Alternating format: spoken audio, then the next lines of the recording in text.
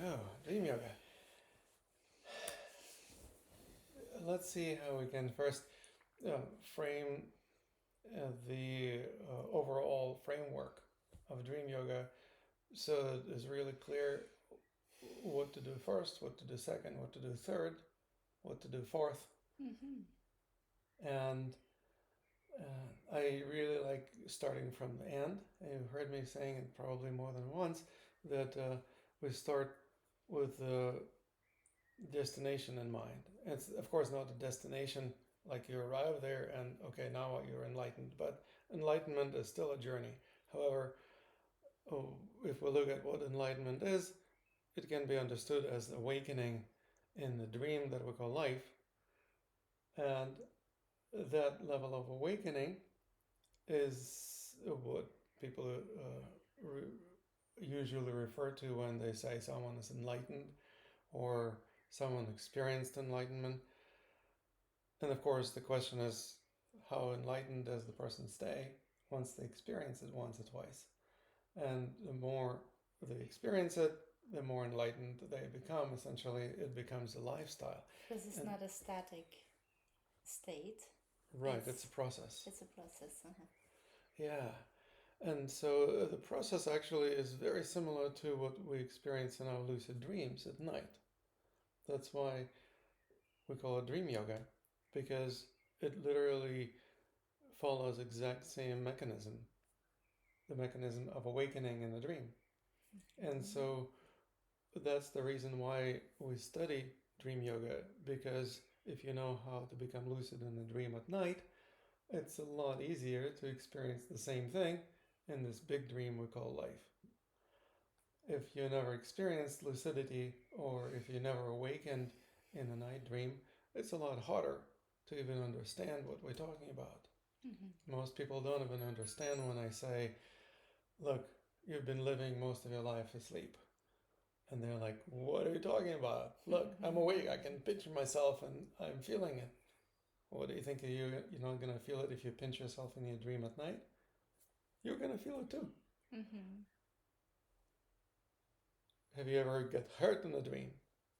Yes. Why? Because the dream body can feel things too. And so, awakening in the daily life also has a lot to do with dream body because enlightenment is one of the things that also now it can be understood from point of view of bringing the dream body and physical body together. If they integrate, the abilities of the dream body may become available also in the physical body, and vice versa. Mm-hmm. Now, some of the abilities may be greater in the physical body. For example, dealing with gravity and having idea about balance and other things related to it easier in the physical body because dream body often doesn't really know what gravity is. You may experience gravity inadvertently, but you may also just take off and fly in the dream. Mm-hmm. Yeah. And that would be really cool to have this ability in our physical body. Mm-hmm. Same thing with shape shifting. Mm-hmm. We were talking about how people sometimes experience shape shifting consciously or more likely unconsciously, and that is something can be understood from point of view of the dream body, basically being more malleable than the physical body. If the abilities of the dream body are integrated with the physical abilities, this malleability becomes also available during the day. And all kinds of other things, the prophets and sages of the old times are known for doing some kinds of miracles or uh, have superpowers of sorts, like Mm-hmm. walking on water. Well, can your dream body walk on water? Quite possibly. If it can fly, why not walk on water, right? Would you say that, for example, if people have an awareness of somehow shape shifting, Mm-hmm. that they are simply more aware of the dream body than others, or? Yes, if they're doing it consciously, then they are aware. Mm-hmm. If they do it unconsciously, then they are not aware, but they're tapping into that resource unwittingly, and that makes it difficult for them to teach others how to do it or to do it themselves on demand because they just don't know how to do it. But if they do it consciously, then yes, that means that they are aware of it. Now, how do you become aware of dream body? Well, you need to pay attention to it. Good question. Yeah, but There's no way to become aware of something you don't pay attention to. So, how much attention do you pay to your dream body in your dreams? Will determine how aware you are of your dream body. Like, most people don't even know that they have a dream body. no. So they don't really pay much attention to it. And obviously their awareness is next to zero. Where attention goes, energy flows. If you pay attention to your dream body, you empower it. And conversely, if you don't pay any attention to it, it becomes weak or never becomes empowered and never develops into anything. Yeah, and then I'm kind of, as a question that arise that, for example, it's easier for me to pay attention to my physical because I feel I can touch it. But my dream body, that is maybe not. I don't know. How to touch that? It's inner exploration. Well, we do it exactly the same way as we do with the physical body. Like I was just mentioning, pinching yourself. Well, that's touching yourself. If you can practice doing something like that during the day, do you think you would also do that in your dream at night? But there's a big but. If you during the day pinch yourself, and if you feel the pinch, that you tell yourself, I'm not dreaming, guess what you're going to be doing in your dreams? You'll be also doing the same thing. You'll be pinching yourself and telling you that you're not dreaming, which means you're actually talking yourself out of lucidity. You're literally doing exact opposite of what you would need to be doing in order to become lucid. So what do we do instead? Well, that's the second preliminary practice, or the second step in our journey. So we started with the fourth one, which is enlightenment or integration of physical and dream bodies. This third one is lucid dreaming, where you develop awareness of the dream body, because that's what represents you in dreams. That's what enables you to empower your dream body and also explore other aspects of dreaming, because you have a lot of abilities in dreams. Develop creativity, creating whole world of the dream, not consciously most likely, but unconsciously. A dream being is busy creating the whole world. If you tap into that resource, you realize, wow, I am creating everything.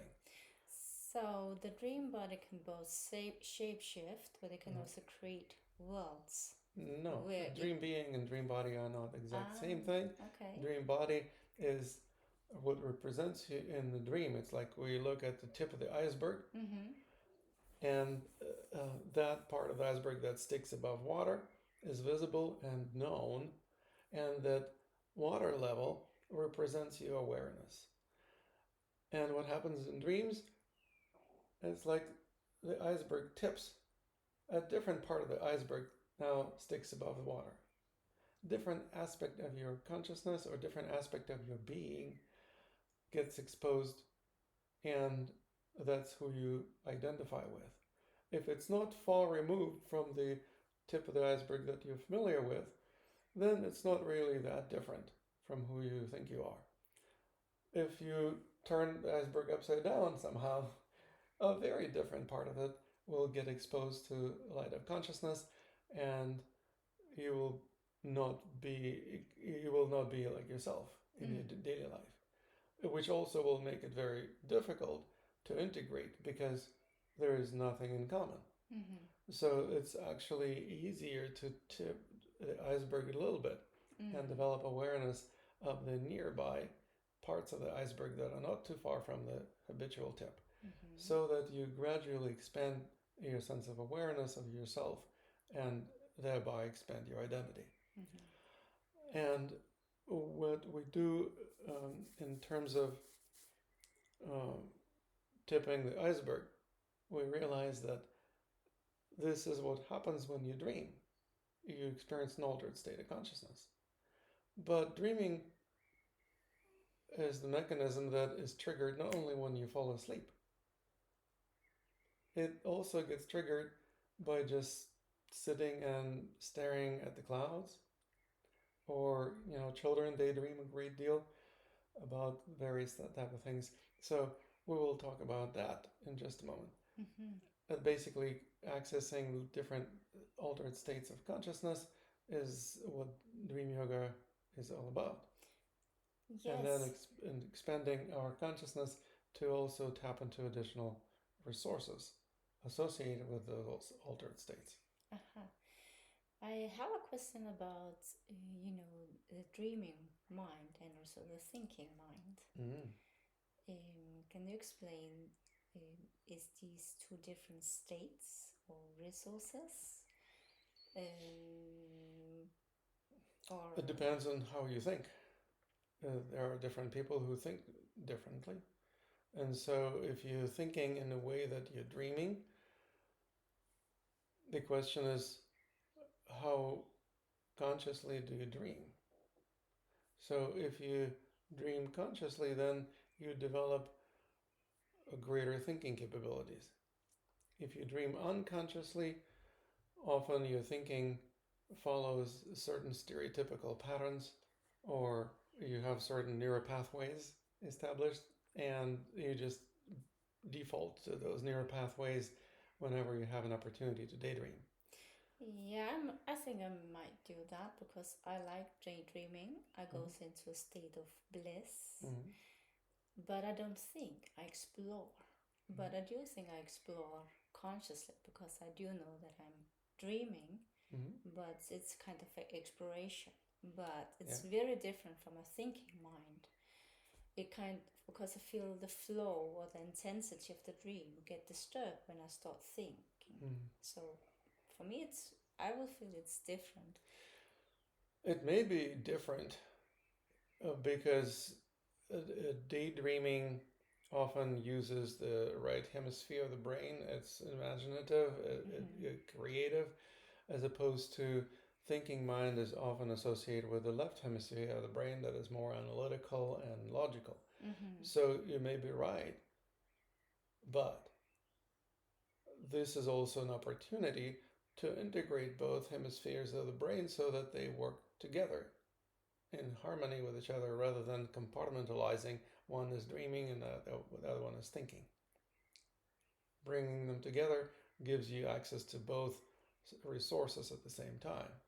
It doubles or even quadruples the power available to you both when you're dreaming and when you're thinking. Because when you're dreaming and you can think, you can be lucid, you can be fully present in the dream, knowing that you're dreaming, and you can also think things through in the dream without interrupting the flow of the dream. Or you may be pausing it, like pausing the movie, think about it, and then restart it again.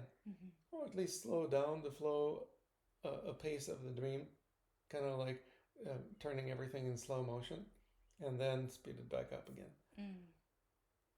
But if you compartmentalize or separate thinking from dreaming, then it also becomes challenging to engage your dreaming mind when you're thinking. That makes thinking logical but not very imaginative, not very creative. Yeah, I actually think I can get irritated when my thinking mind interrupts the flow of my dream. Yeah, so what I'm suggesting is learning how to develop a degree of appreciation of that instead of irritation about it. Yeah. So when you learn to appreciate it, you will be able to combine thinking and dreaming instead of getting irritated and getting rid of thinking, because that basically inhibits your left hemisphere from functioning, instead of contributing, it becomes more dormant. Yeah, on the other hand, I think, for example, if I'm in the flow of a dream and I start thinking, then it's kind of it taking me out, like if there's a not a branch of a tree, but the trunk. Yeah. Like the dream is the trunk. And then suddenly my thoughts is kind of a branch that take me out of a certain path of that dream. And sometimes I feel I cannot get back into the flow of the dream that was actually evolving. So it's kind of, I get. And sometimes when I'm in this dreaming mind, I can see all the branches at the same time. But in order to explore the branches, I actually need to take, use my analytics to go further into that branch. But then sometimes it's difficult for me to actually get back and say, okay, let's explore some of the other branches that I also aware of.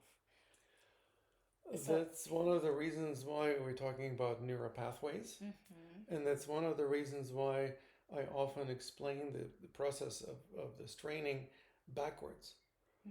Because if you go back and forth along the same pathway, you get to know it in greater detail. It's like if you hike in the woods and you go off trail, or even if you follow the trail, but you never look around and never look back. You don't know what it's going to look like when you are on a return journey. So it's actually great while you're hiking to look around, to look back at where you just walked, to know what it's going to look like on the way back. Then if you travel the same path back and forth a few times, you become much more familiar with it. Similarly, in our brain, the neural pathways become much better established if you go back and forth a few times. That's why it's really important and helpful to do exactly what you said that you tried to do, and maybe sometimes it's challenging. Well, just accept the challenge and do it again and experiment and see how you can do maybe a little bit less of the journey out on a limb. Just go a little bit not so far from the trunk of the tree, as it were, and then come back, and then go a little bit further and come back. So basically doing this journey back and forth several times familiarizes you with this trip.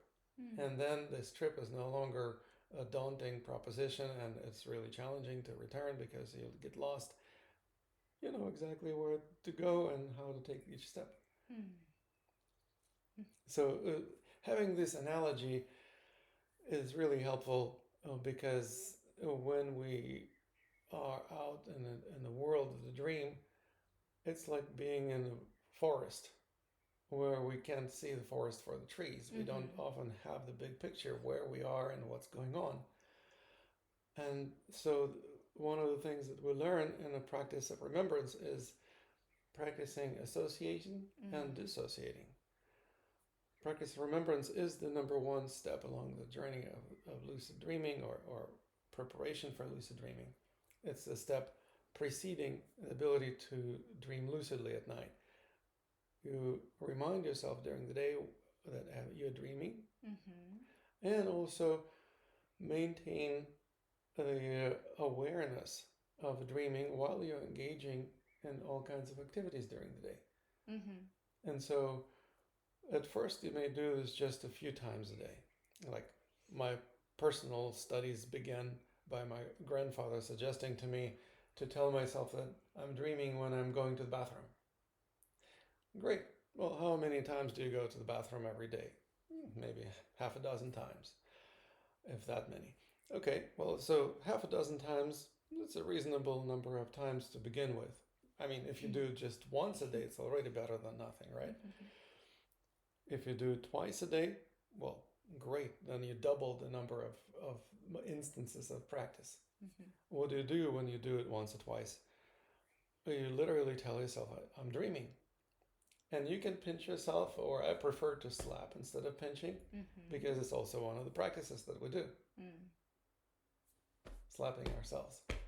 And so when you do this, it's like one of the aspects of Qigong and energy medicine is referred to as tapping at certain pressure points. Well, let's go into deeper meaning of this tapping. We're not tapping just to fix something. We are tapping to awaken. It's like you're waking yourself. Tap, tap, tap. Hello, you're dreaming. And what we do is we do this consciously. Like right now, I'm tapping myself and I'm saying, I'm dreaming. So I'm actually creating a greater awareness of the physical body. And at the same time, I'm also telling myself I'm dreaming, which is exactly what I need to tell myself in a dream in order to become lucid. So if I do this enough times during the day, it's much more likely that I will experience similar things in my dreams at night. I will also be tapping myself and telling myself I'm dreaming. Well, that's exactly what we needed to become lucid. If you do this during the day, something else interesting happens. You develop the habit of paying attention to yourself, to your physical body. Well, that's exactly the habit you need to develop in order to pay attention to your dream body in your dreams. If you don't pay enough attention to your physical body in your daily life, what's the likelihood of you having the habit of paying attention to yourself that you would exercise in your night dreams? Zero. None. No chance. Or very unlikely. Unless something extraordinary happens. But if you pay attention to yourself on a regular basis and you become really comfortable and familiar with the idea of, oh, I'm paying attention to my physical body, I'm patting it, for example. You can pinch yourself, or you can apply pressure and pressure points, or you can do some strength training and contract and relax the muscles. Something really cool happens. You develop self-awareness. That is the key to developing awareness of dream body in dreams. And also to get to know yourself. Often people know their cars or their computers better than they know their own physical bodies. Why? Because they pay more attention to the technology than they pay attention to their bodies. So therefore, they don't really get to know themselves very well, which is the key to self-knowledge and self-mastery. Yes, and here I really think about the sensory system, because what we see, the eyes has very dominant, how to say, perception for us, or for me. So sometimes, and when we use our eyes, it's actually in the horizontal plane. So it's like, in relation to ourselves in the horizontal plane. But I think when I need to pay attention of myself, it's much more within the body. It can be the organs, but it can also be the kinesthetic awareness, or my awareness of how I, for example, balance myself in relation to the gravity within my own system. But for example, with this, I see parallels. For example, when I work with the ChatGPT in creating something, sometimes it comes with 3 different branches of, do you want to explore this in this or this? Now we have come across a section where you say you could do this, and you could also do this, and you can do this, and I was like, I want to do them all. At the same time, because really it's a great way of expanding the idea to a next level, or to different aspects. So I think that is and then I come like, if I explore this first, I will need to remember to go back to the second question. We also want to explore that, which kind of will create more whole, or how to say,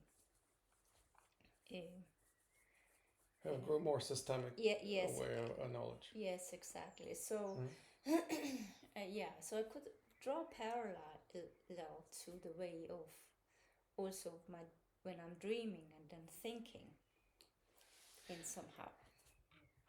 Right, and that's why I keep saying that thinking should not be separated from dreaming. No. They should be integrated as much as possible. Yeah.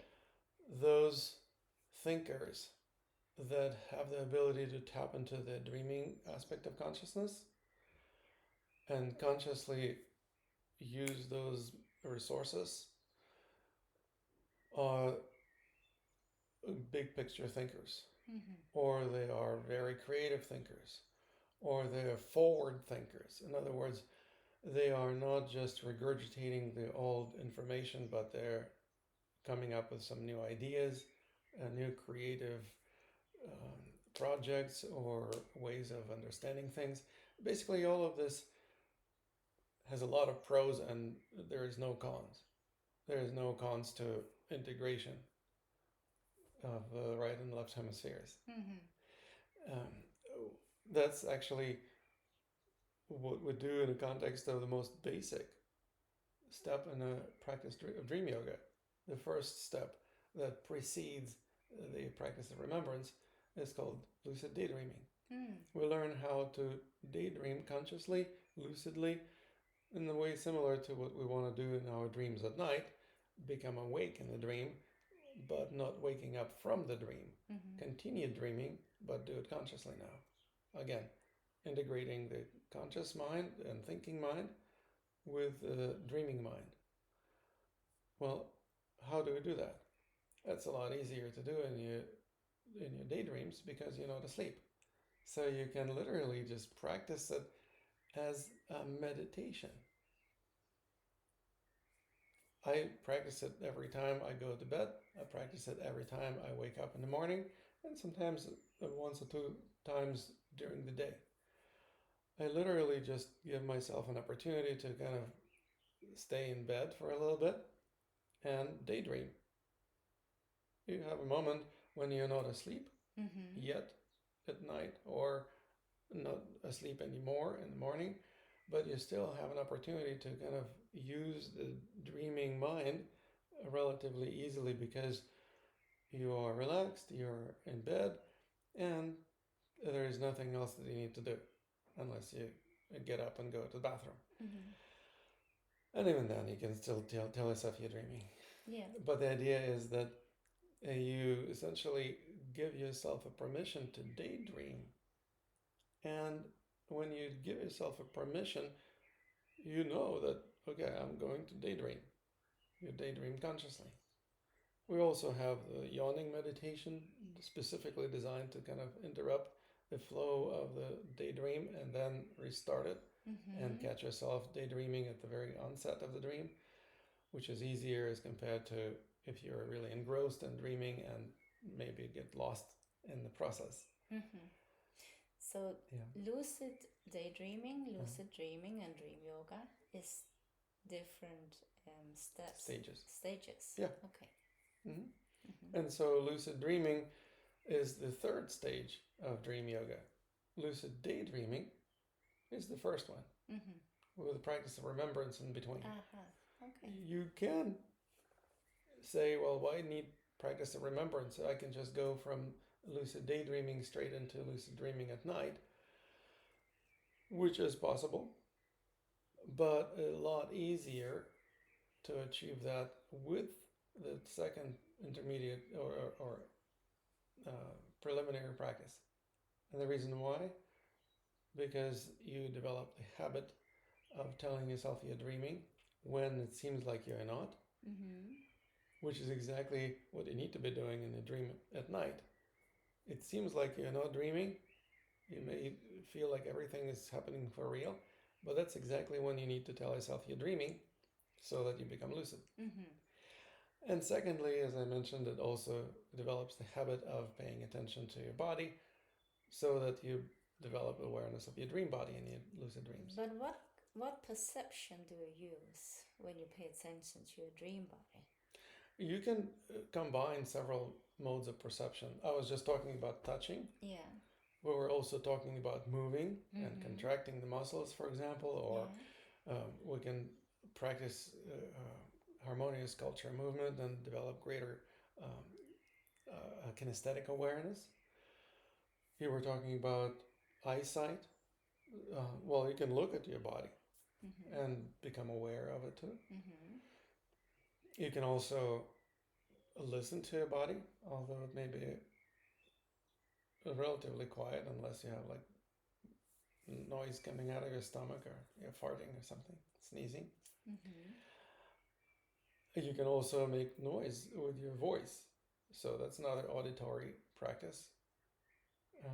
Many people think that chanting or toning are great spiritual practices. Mm-hmm. Most of those people who do this kind of things don't really recognize that the deepest aspect of those practices is about using auditory sense to facilitate lucidity. I I connected with the kinesthetic awareness because Mm-hmm. chanting is also about rhythm, and rhythm goes into the kinesthetic awareness, which actually create the state of what I call flow, Mm-hmm. like a inner connectedness. Yeah. So I think for you can move, but you can also use something that creates a feeling of inner rhythm, because the mind will catch up on it. Mm-hmm. Still, I think often the kinesthetic exploration of movement that engage the neural pathways in another way besides the rhythm maybe goes a little deeper or have a longer effect. Yeah. But that's just like how I have experienced. Yes, and there's rhythm happening in our bodies in terms of, for example, breathing. And talking. Talking and breathing go hand in hand. Yes. And so, Heart. and chanting and singing. Mm-hmm. So, again, developing the awareness of breathing is kind of like a kinesthetic awareness, but also it can engage auditory sense. Yeah. And those are great pieces of puzzle to put together. I mean, you can also use olfactory sense. You can also use gustatory sense, the sense of taste. It's also vibration. Vibration, yeah, that would be kinesthetic, most likely, unless it's a tactile sense vibration. So, yeah, all of them can be honed or fine tuned to a much greater degree than most people experience in their daily lives. Obviously, musicians develop greater auditory sense just because that's what music is all about. Obviously, athletes develop greater kinesthetic awareness because you cannot be an athlete if you don't. Obviously, people, for example, who are wine tasters, well, they develop the gustatory sense better than most other people. Why? Because they get paid for doing exactly that. Yeah, So, catching the nuances. exactly. So all of it's like designers or painters. They identify a lot more various shades of each different color. Why? Because that's the aspect of their job description. So all of this become um, possible to fine tune or refine. We just need to pay attention to it. And most people are neither athletes, nor musicians, nor wine tasters, so called sommeliers, or any other professionals that get paid for refining their senses. So most people's senses are rather dull and underdeveloped. Just like we were talking about dream body, if you don't pay attention to it, it remains underdeveloped. Same thing with the physical body and its senses. So there needs to be some kind of motivation. Yes, and what would be the motivation for that?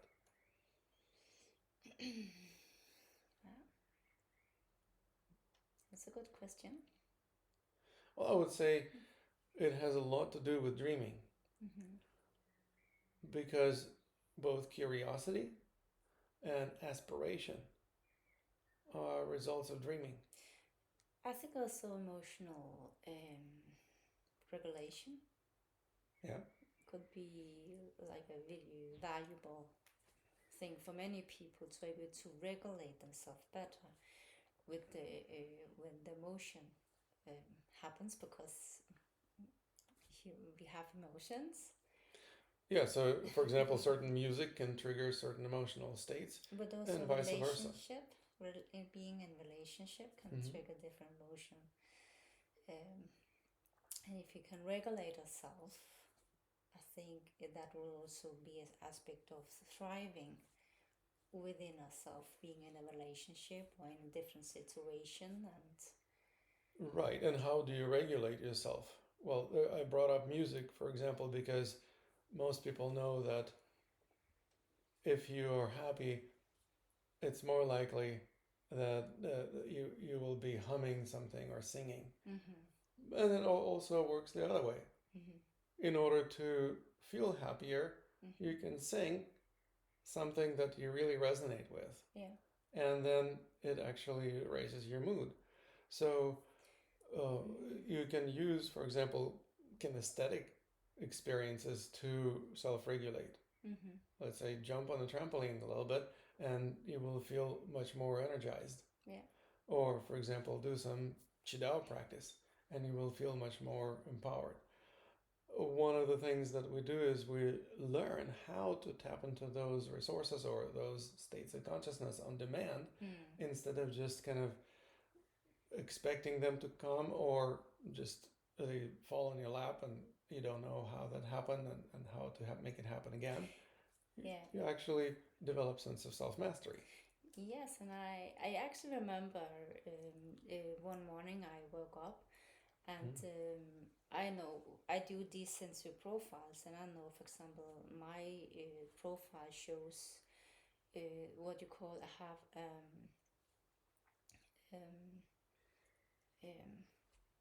how to say low not registration. You can say low registration in the sensor profile, but it's just that I need more stimulation to awaken my system.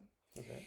And when we talk about awakened states, it also associates, for example, with different emotions. So if I'm really sleepy, I can feel maybe demotivated or a little kind of, have difficulties to find the passion. Yeah. So, for example, instead of drinking coffee, for me, it will really happen to go for a walk or run, because my system actually needs it. So when I come back, I'm really happy and I'm inspired and I'm just ready. So my state of mind just changed, shifted, because of my awakened state actually have shifted. And the emotion correspond to that state. So sometimes I think being aware that our awakened state actually can have influence of our current emotions. Yeah. Absolutely. So, for instance, running is associated with moving forward. Moving forward is associated with a particular holding pattern. Which one is that? Holding forth. Exactly. Yeah. And holding forth is associated with a particular energy center. Which one would that be? The heart. Yes. The fourth. Yes. Fourth center. Heart chakra. And so essentially what you were talking about is that it's hard to get motivated sometimes. In other words, you don't feel passionate about anything, maybe even holding back instead of holding forth. So in order to experience passion or excitement about anything, you need to tap into a different energy center. How do you tap into that energy center? Well, one of the ways to do it is to actually, through movement, engage in activity. Where I would explore that. You would have to change your holding pattern in order to run forward. That will make because sense. If you keep holding back, you only can run backwards. Yes. And so as you shift into the holding forth pattern, you will connect with a different energy center associated with that holding pattern. That energy becomes available to you, and then you feel more motivated and passionate about something. Yeah. Well, so now that's clear. You can say, for example, jumping on a trampoline is associated with holding up. So you're kind of jumping and going up, and obviously you're coming down with gravity, but you don't have to work hard on that. And same if you're, for instance, lifting something, like let's say you are playing with a child, a small child, you're tossing the baby up. The child will be like ecstatic and really having a good time, but the parent also will be shifting into a different holding pattern. Yes, in order to toss a baby up, you need to actually hold up. You start looking up, unless you're tossing baby like this. So they basically shift into a different state of consciousness together. For example, if you go in the opposite direction, let's say you hold down. Well, so what activities are associated with holding down? Well, maybe massage. So you're massaging somebody. Well, you basically are holding further and further down. It's like you're pressing down on the person's body. Your hands are applying pressure downwards. Your whole body is shifting into this downward pattern of holding tension. You will tap into a different energy resource, into the solar plexus chakra. So you basically will be in a different state of consciousness that is radically different from this state of consciousness. You become more and more depressed. So massage therapists are basically the depressed bunch. Now, what happens as a result?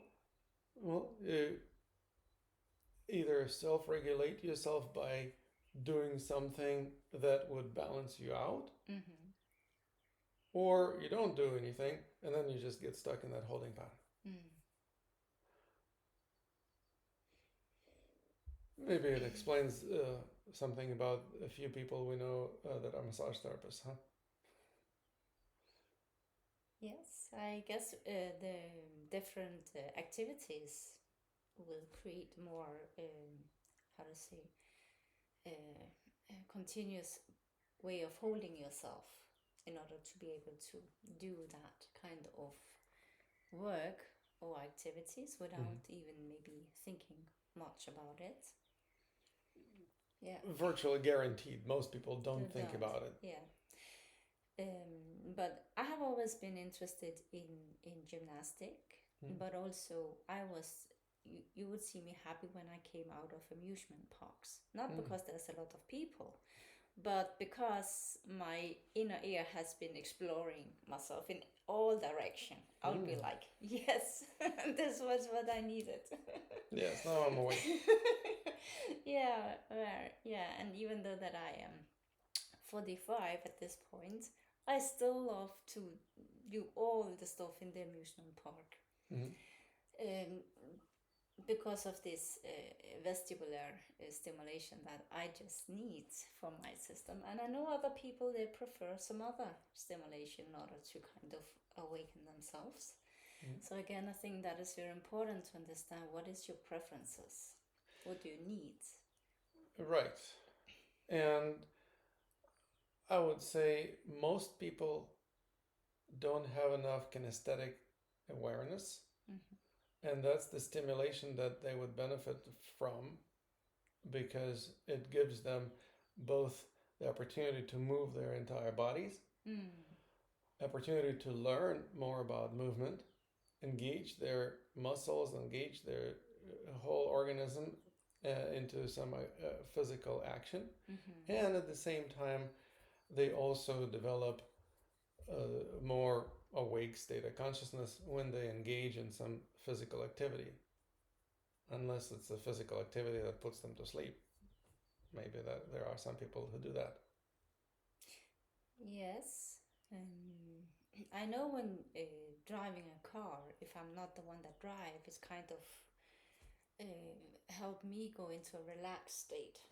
If driving a car, if you're not the one driving, I'm not sure if I understand that. If I'm in a car. Oh, riding a car. Riding a car. Okay, yeah, that definitely is the opposite of kinesthetic practice of movement. Yeah. You're moving, but you're just being kind of like a baby in a crib. or Exactly. in a stroller. You're just being transported.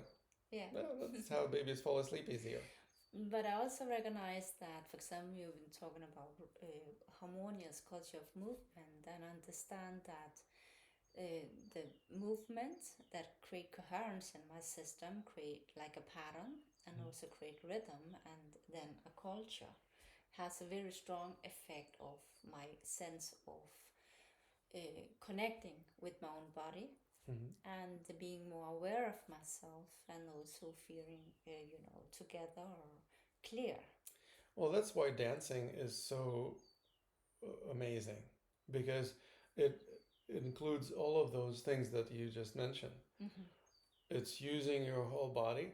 It's moving with the rhythm. It's often using both the auditory sense of sound, you're listening to music. You also engaging your physical body in a kinesthetic activity.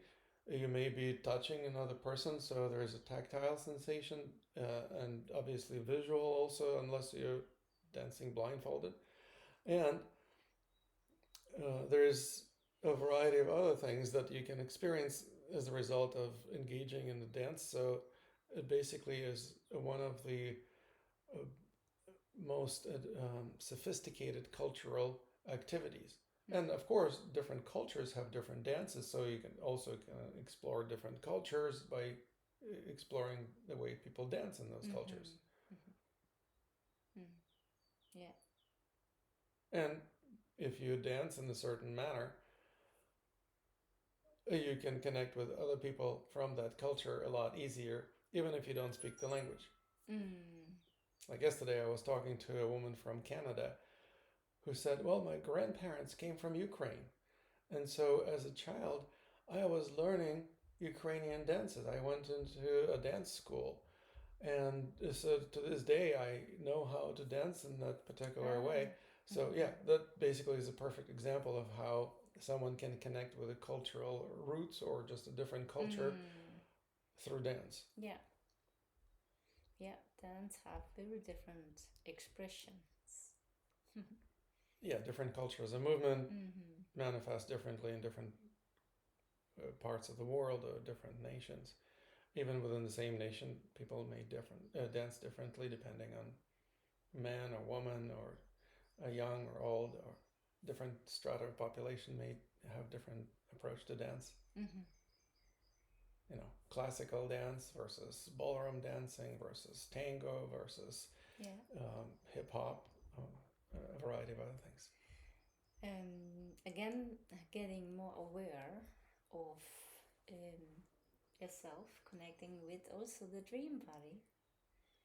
So, kinesthetic awareness is helpful for connecting with the dream body, but also other perceptions. Well, we're just talking about how connecting with the dream body is what we do in our dreams. And it does happen in our daily lives too, but usually that requires becoming aware of a dream body first before it actually starts playing any significant role in daily life. That's why it's something that is usually preserved for the fourth stage of the dream yoga practice. Um, that basically is more advanced stage. Most people don't experience connection with the dream body when they're dancing because, first of all, they don't even know anything about the dream body, and secondly, when they're dancing, usually they just follow a certain pattern, and that's not really how you connect with the dream body. Because if you follow a certain pattern, you basically are connecting with that aspect of yourself that is the known self, the known aspect of yourself, the tip of the iceberg. You just reinforce the habituated way of moving and the same, the neural pathways. So in order to experience something different, you need to move differently. And a lot of people don't know how to move differently, don't want to move differently, they feel weird if they move differently. So for them to learn different culture movement, is a big challenge. Mm. Maybe that's why there aren't that many people who study with me, because they're too challenged. It's like, oh, learning how to move arms and legs all at the same time and pay attention to the center line alignment. Oh, that's too much. I can't handle it. Have you heard people say that? Yes. I've heard. But at the same time, I do think, for example, including rhythmic music maybe help the body to in a coherent Yes. way. Yes. Whatever helps. For some people, it will help to have a rhythmic music. For some people, it will help to have sounds of nature. Like many people move differently when they are out in nature as compared to the way they move indoors. For some people, it would be helpful to experience a different element. Let's say go into water. You move in water differently from the way you move in dry land. That is true, yeah. So different strokes for different folks. Yeah, but and on the other hand, is very, as an occupational therapist, I'm very we're talking about environment, therapeutic environment that is actually how to say stimulating us in a certain way. Yeah. That is happening all the time, even though that if we are aware of it or not.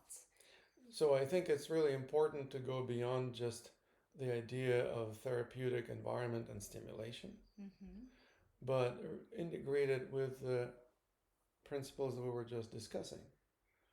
We're not doing this for the purpose of stimulating the person or sedating the person.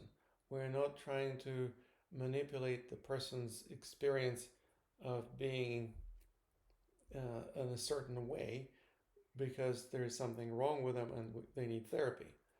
What we do is we help the person engage in exploring life more fully.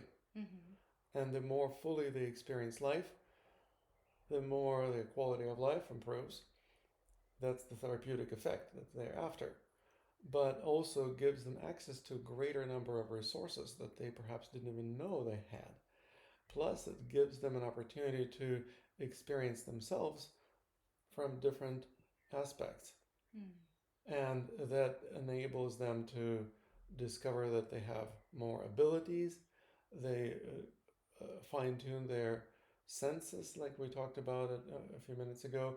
They develop greater awareness of their physical body, perhaps knowing themselves that beyond what they used to know about themselves. And the more you know yourself, the more you have self-agency, and that's the key to self-mastery. So if self-mastery is a high priority value, we basically prioritize it higher than therapy. Then yeah, therapy is somewhere, it's going to happen if you do something therapeutic. But it's not the primary objective. We're not looking for therapeutic environments anymore. We're looking for the environments that would enable the person to experience life more fully. That means taking them away from the habituated environments, which is the opposite of what many therapists would say. Oh, you need to put the person into a comfortable environment and then they will be okay. And I say, the idea of okay is flawed. We're not trying to become okay. We're trying to expand beyond okay. But most people don't have this perspective. They just try to pursue being okay, which is the exact opposite of what I'm going after. It's the hygge, being okay in a cozy, comfortable environment. And what I'm trying to say is, fuck hygge, go beyond the cozy environment. Do it mindfully and consciously so that you don't throw yourself off the deep end. But that's the objective, not going towards the center of the comfort zone. Go towards the periphery of the comfort zone and explore its edges. What I was thinking about was also how the environment help us explore ourselves. For example, if I'm swimming in the sea, some people is afraid of water. If they feel they're mastering themselves in water, the moment they start to feel they master themselves in water, will actually relax. And the exploration of swimming can be quite interesting. At the same time, for example, if I'm walking in a forest, I will again explore myself differently because there's different stimulation to that is happening within a forest than in the sea. And that will create another exploration of myself, moving, but also in relation to the gravity, not just the water. Okay. And in relation to the trees, and depending yes, on the type of forest, and it may be a lot of jungle, so you have to like hack yes, through it. but often, so I think, for example, the auditory exploration of the wind and the leaves and the birds, it's much more harmonious in somehow than if I go into the city, a big city, in the center of the city with a car, people walking, talking, music, like that is not really working in like a harmonic, rhythmic style. Then I will explore myself differently. And again, some people are more sensible to when there's no harmonious auditory coherence in the environment. When you say some people are more sensitive, Sensitive, auditory. Okay. Yeah. So they actually, so even though they're just walking and they're not really challenged, just the noise of chaotic auditory exploration will actually maybe create that feel overstimulate them really fast. Well, so if you ask what I think about it, I would say find the edge of the comfort zone. Find what is it that overstimulates you, and tone it down a little bit to find the edge. And then explore what it's like to be on edge. If this overstimulates you, and you can tone it down to the point that it's not overstimulating, but it's still agitating. It's okay to be agitated if you don't get overwhelmed. So basically, find that balance point between overwhelm and underwhelm. Just Yeah. Just that balance point is exactly what we're looking for.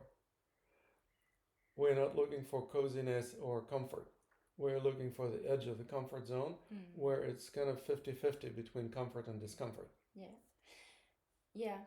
And I think that's a good way of exploring it. I know, for example, I have a huge, how to say, I can range of because I unconsciously select the auditory. Yeah. Where other people unconsciously, because it's happened in an unconscious level of awareness, where we actually can select different auditory stimulate. Yeah. So again, it depends on how your system works. And we learn how to develop exactly this skill in Qidao. For example, by, let's say, hearing noise and paying attention to the pauses between the noise. Because if the noise is rhythmic, it may be noise, it may be music, it may be somebody talking. You pay attention to the pauses between the sounds. And then you actually start discovering how there is more stuff happening in those pauses. What seemed to be silence actually has some meaning to it. There may be some other noises, some other sounds that have some meaning. There may be some poignant pauses in the person's speech, where if you fine tune to identify what is the person trying to convey by making those pauses, sometimes it may have greater meaning than the words that the person says. Okay, well, it's like reading between the lines, so to speak. So we learn how to develop this nonverbal communication style, not only noticing what the words have to say, but also what is going on between the words. Just like listening to music, it's not just listening to the notes, but also to the pauses between the notes, or pauses between the rhythms, the beat. And most people's conscious minds are unable to do that because they're trained completely unconsciously, they're trained to pay attention to the peak experiences.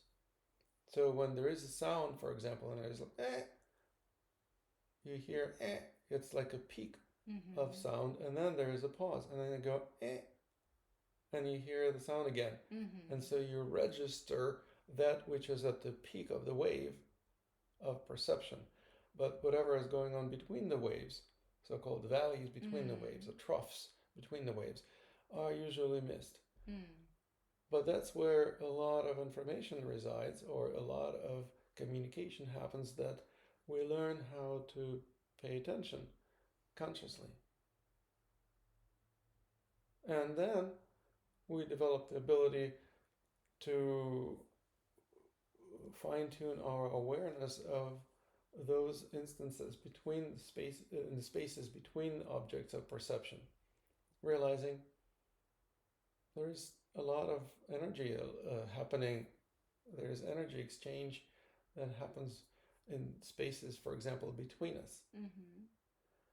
That is the massive opportunity to learn about energy flows, detect how much we feel the flow in a certain way, or don't feel like we are in the flow in certain ways, what it feels like to feel the flow or not. There is certain ebb and flow also. So there is ebb, meaning kind of like energy retreats or backtracks. And so we learn how to develop the awareness of both ebb and flow, not just flow. Yeah. So in a sense, Qidao is not only the art of being in a flow, but also the art of being in ebb. And nobody learns how to be in ebb because ebb is not a pleasant experience. You know what ebb means, right? Yeah, so basically that's kind of like turbulent experience, or you're feeling like you're not in the flow. Well, that's where resilience is trained. So we learn how to develop greater resilience by exploring what it's like to be in the ebb, not just in the flow. And in relation to, for example, become aware that we are dreaming, it's a good idea to start with daydream. That's exactly the thing to start with. Yeah, to remember, or not to remember, but telling myself that I'm dreaming. Or actually consciously deciding, I'm going to start daydreaming right now. Okay. And daydream on demand, or at will. Yeah, fantasizing or imagining. Or just waiting for some daydreams to start happening. And that's one of the reasons why we practice yawning meditation. You already most likely have some dreams happening in the back of your mind. Yeah. And so when you yawn, there's a moment when you can't think. You interrupt that dreaming flow. And then when you had a yawn, you just wait for the daydreams to occur again and catch yourself at the very beginning of the next daydream. And daydream, can that be, for example, I'm starting to imagine what would I like to eat for dinner?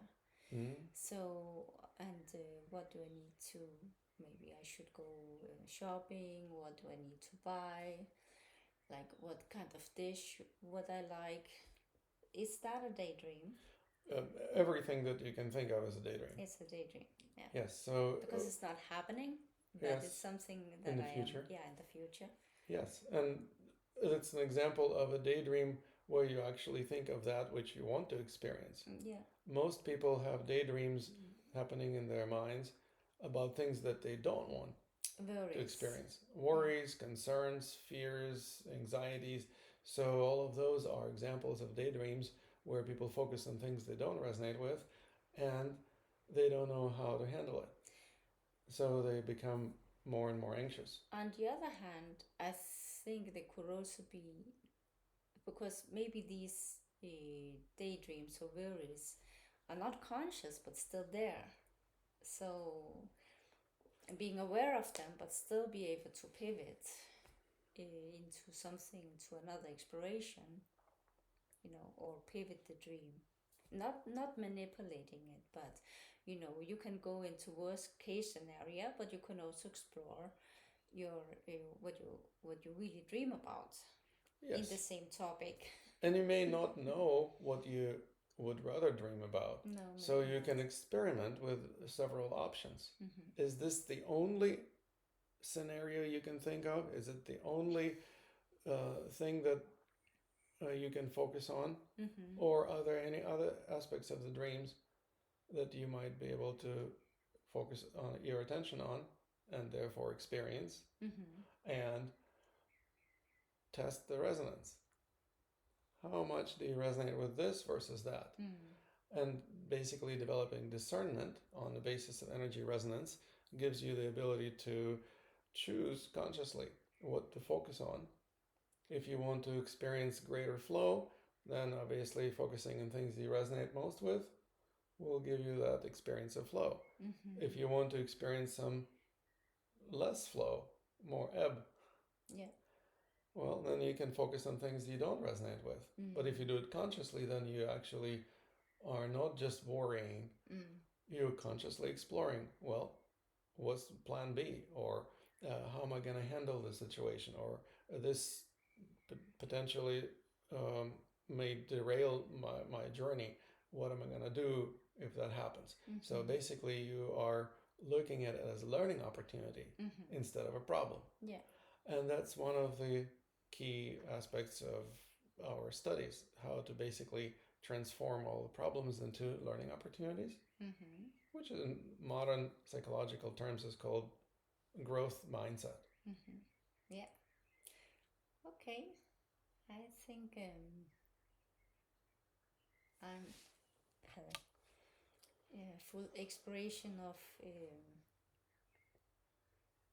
daydreaming, the start of exploring, being more conscious about daydreams. Yeah, so question for you. How would you go about practicing lucid daydreaming? Well, I think for me it's important actually to create some structure about it in order to remember that I need to tell myself that I'm dreaming. So what would you do to achieve that? So it could, for example, be, yes, before especially when I go to bed at night. I think that would be a good way. And also, as you mentioned, when I awake and start the day, I will need to maybe find, maybe before I eat dinner, I could also, for example, because that is continuous during the day, breakfast or lunch and dinner. Unless dinner has been cancelled. Unless I'm fasting. Yes. Well, when you're fasting, you have more time. So you're not stuffing yourself. Yeah. So you can practice some spiritual practices like lucid daydreaming. Yeah. So rather than in addition to dinner, you just do it instead of dinner. Yeah. Yeah. I'd say that. Sure. Yeah, so I think that could be a start in order to get like a habit in telling myself that I am dreaming or exploring. And you know what I would say is absolutely helpful? Putting it into calendar. Literally. Yeah. This is 15-minute practice at a certain time of the day. Set a reminder that would make an alarm go off. It's time to meditate. Yeah. Meditation in this case is the lucid daydreaming practice. But most people don't have that kind of schedule. Don't have that kind of a scheduled meditation sessions in their calendars. Mm. So they just forget about it. Yeah. And if it is scheduled, it's much more likely to happen. Mm-hmm. If it is scheduled 4 times a day and you only do 2, well, don't beat yourself over the head for missing out the other 2. Celebrate the fact that you actually practiced twice, which is better than nothing. Mm-hmm. Even if you practice just once, it's still better than nothing. Yeah. So basically, creating a kind of a calendar where the meditation practice time is scheduled, Mm-hmm.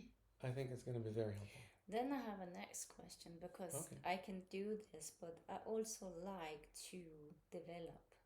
And this is where, if you know, to keep a continuously practice, I also need to help myself become aware when I'm actually in a state where I can go to the next level. Not that I'm going to do it now, but it's more to have like a measure point. So, for example, when would you say that doing this practice of daydreaming would when will I be ready to, for example, work with remembrance? Yeah, I would say that when there are regular practices of lucid daydreaming throughout the day, at least 2 times a day, every day, then it becomes a positive habit. And the positive habit is exactly what is needed to practice remembrance. By definition, you need to remember to do practice of remembrance. If you don't remember about it, it just won't happen. Well, if you develop the habit of doing lucid daydreaming practice, then practice of remembrance will become easier to get into. So, in other words, at least 2 times of lucid daydreaming practice every day for long enough to establish a habit. Some people say it takes 21 days to develop a habit. I don't know. For some people, maybe it takes 100 days. Yeah. For some people, maybe they're quick learners. Maybe it'll take only a couple of weeks. But either way, after 2, 3, 4 weeks, 5 weeks of a consistent practice of lucid daydreaming, it will become a habit. And then it will be a lot easier to integrate the practice of remembrance at least once or twice in daily life. Maybe adding to the practice of lucid daydreaming, maybe replacing 1 or 2 of those times when you were doing just lucid daydreaming, just sitting and doing nothing, meditating. It doesn't always happen to be necessary to be sitting. You can be standing and meditating, you can be walking and meditating. And so that's a great transition from practice of lucid daydreaming to a remembrance practice when you do meditation in action. Dynamic meditations, walking meditations, those are great transitions from lucid daydreaming to the practice of remembrance. And then the best one of all of them, of course, is the practice of empowerment. So if each and every time you practice empowerment becomes also the practice of remembrance. So when you practice empowerment, something's happening in your mind. Most likely you're daydreaming about something. Well, becoming awake to that daydream and reminding yourself, I'm dreaming right now, while you're practicing empowerment, and giving yourself a reminder to pay attention to your body and energy and around it. That basically is what the practice of empowerment is really about. It's not just about moving and wiggling in certain ways, but practice of remembrance integrated with empowerment. Okay. Thank you very much. You're welcome. Wonderful. I think we got everything we wanted and more.